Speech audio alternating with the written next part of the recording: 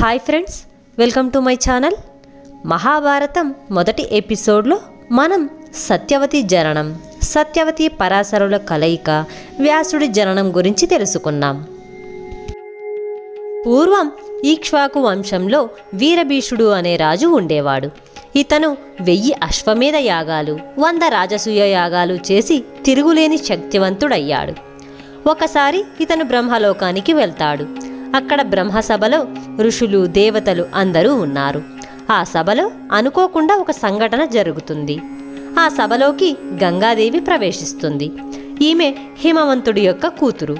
అయితే అనుకోకుండా అక్కడ గాలి వీయటం వల్ల గంగాదేవి యొక్క చీర పైట కొంచెం పక్కకు కదులుతుంది.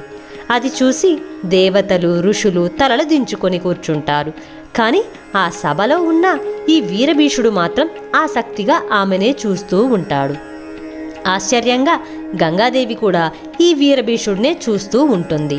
అది చూసిన బ్రహ్మదేవుడికి కోపం వచ్చి గంగాదేవి వీరభీషుడిపై ఆగ్రహంతో వారిద్దరిని శపిస్తాడు. ఇంత పవిత్రమైన ఈ సభను మీ చూపులతో అపవిత్రం చేశారు. కాబట్టి దీనికి శిక్షగా వీరభీషుడు భూలోకంలో ఒక మానవ వనిత గర్భంలో జన్మిస్తాడు అని శాపం పెడతాడు. గంగమ్మను కూడా నీవు కూడా భూలోకంలో ఈ వీరభీషుడికి కొంతకాలం భార్యగా ఉండి తరువాత ఆ శరీరం వదిలిపెట్టి స్వర్గలోకానికి వస్తావు అని శాప విమోచనం కూడా చెప్తాడు. అయితే ఈ వీరభీషుడు తను ఎవరి కడుపున పుట్టాలి అని చూస్తూ ఉండగా ఆయనకు ప్రతీపుడు అనే ఒక మహారాజు కనిపిస్తాడు. ఆయనకి కుమారుడుగా జన్మించాలని వీరభీషుడు నిర్ణయం తీసుకుంటాడు. ఇక గంగాదేవి కూడా భూమికి వస్తూ ఉండగా ఆమెకు దేవతలైన అష్టవసువులు ఎదురుపడతారు. వాళ్ళు విచారంగా ఉండడం గమనించి గంగాదేవి వాళ్ళ దగ్గరకు వెళ్ళి వాళ్ళ విచారానికి గల కారణం ఏంటి అని అడుగుతుంది. దానికి ఆ వసువులు ఇలా చెప్తారు. వశిష్ఠ మహాముని మేరు పర్వతం గుహలో తపస్సు చేస్తున్నాడు. మేము మా భార్యలతో కలిసి ఈ వశిష్ఠ మహాముని ఆశ్రమం మీదుగా ఆకాశ ప్రయాణం చేస్తుండగా అక్కడ కామధేనువును చూశాము. అది చాలా ప్రకాశవంతంగా, తెల్లగా, తేజస్సును కలిగి ఉంది. దాని పాలు తాగితే ఎటువంటి కోరిక అయినా తీరుతుంది. ఆ కామధేనువును చూసిన అష్టవసువుల్లో ఒకడైన ప్రభాసుడి యొక్క భార్య ద్యు, ఆమె పేరు ద్యు అన్నమాట. ఆమె ఇలా అంది. నా స్నేహితురాలైన ఉసినర రోగగ్రస్తురాలై వృద్ధాప్యాన్ని పొందింది. కాబట్టి నా ప్రాణ స్నేహితురాలికి ఈ కామధేనువును కానుకగా ఇవ్వాలి అని కోరిక కోరుతుంది.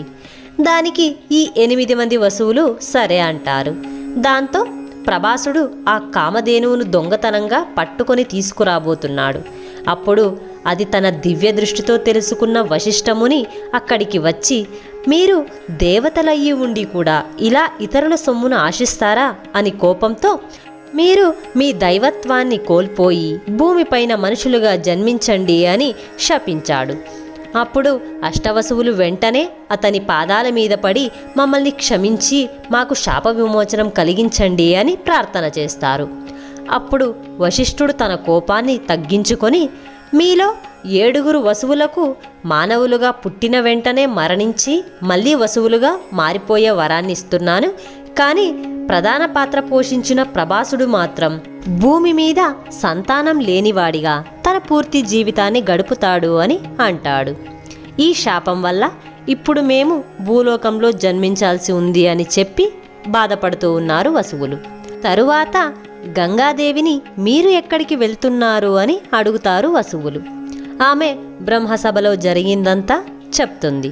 అప్పుడు వసువులు, అమ్మా, అయితే మాకు ఒక ఉపకారం చేసి పెట్టు. నువ్వు ఎలాగూ భూమి మీదకు వెళ్తున్నావు కనుక నీ కడుపున మేము 8 మంది పుడతాము. నువ్వు మమ్మల్ని అనుగ్రహించి మేము పుట్టిన వెంటనే ఆ శరీరం వదిలిపెట్టేలా కటాక్షించు అని కోరుతారు. దానికి గంగాదేవి ఒప్పుకుంటుంది. భూలోకం వచ్చి గంగా తీరం వద్ద ధ్యానంలో ఉన్న ప్రతీప మహారాజును చూస్తుంది. అతనిని చూసిన వెంటనే వీరభీషుడే ఈ జన్మలో ప్రతీపుడు అనుకొని ఆమె అతని కుడితోడపైన కూర్చుంటుంది. ఆయన వెంటనే గంగాదేవిని చూసి, ఎవరు నువ్వు, ఎక్కడి నుండి వచ్చావు, ఎందుకు ఇలా నా కుడితోడపైన కూర్చున్నావు అని అడుగుతాడు. అప్పుడు ఆమె, నేను గంగాదేవిని, నిన్ను వివాహం చేసుకోవడానికి వచ్చాను అని అంటుంది. నువ్వు నన్ను భర్తగా పొందాలని వచ్చావు, కానీ ఒక పొరపాటు చేశావు. నువ్వు వచ్చి నా కుడి తొడ మీద కూర్చున్నావు. ఇలా కుడి తొడ మీద కూర్చునే అధికారం కూతురికి లేదా కోడలికి ఇద్దరికే ఉంటుంది. కాబట్టి నువ్వు నా కూతురితో సమానం అనలేను, ఎందుకంటే నువ్వు నన్ను వివాహం చేసుకోవాలనే భావనతో వచ్చావు. కాబట్టి నాతో సమానుడైన నా కుమారుడికి భార్య అవుదువు అని వరమిస్తాడు. తరువాత కొంతకాలానికి ప్రదీపుడికి కొడుకుగా వీరభీషుడు జన్మిస్తాడు. ఇతనికి శంతనుడు అని నామకరణం చేస్తాడు. ఇతడు పెరిగి పెద్దయ్యాక ప్రతీప మహారాజు రాజ్యాధికారాన్ని ఇస్తాడు. తరువాత ప్రతీపుడు, శంతన, నేను గంగానదీ తీరంలో ఒక యువతికి మాట ఇచ్చాను. ఆ మాట ప్రకారం నువ్వు ఆమెను వివాహం చేసుకోవాలి అని అంటాడు. ఒకరోజు శంతన మహారాజు వేటకు వెళ్ళి తిరిగి వస్తుండగా విశ్రాంతి కోసం గంగా తీరంలో కూర్చుంటాడు. అక్కడ అతనికి ఒక స్త్రీ కనిపిస్తుంది. ఆమెను చూసిన శంతనుడు తన తండ్రి చెప్పిన స్త్రీ ఈమెనే అని గ్రహించి వివాహం చేసుకోవాలని అనుకొని మాట కలుపుతాడు. గంగాదేవి కూడా వివాహానికి ఒప్పుకొని ఒక షరతు పెడుతుంది. అదేంటంటే, నేను ఏ పని చేసినా నువ్వు ఎదురు చెప్పకుండా అంగీకరించాలి. నువ్వు ఏనాడైతే నాకు ఎదురు చెప్తావో ఆనాడు నేను నిన్ను వదిలి వెళ్ళిపోతాను. దీనికి సమ్మతిస్తేనే నేను నిన్ను వివాహం చేసుకుంటాను అని అంటుంది. దానికి శంతనుడు సరే అంటాడు.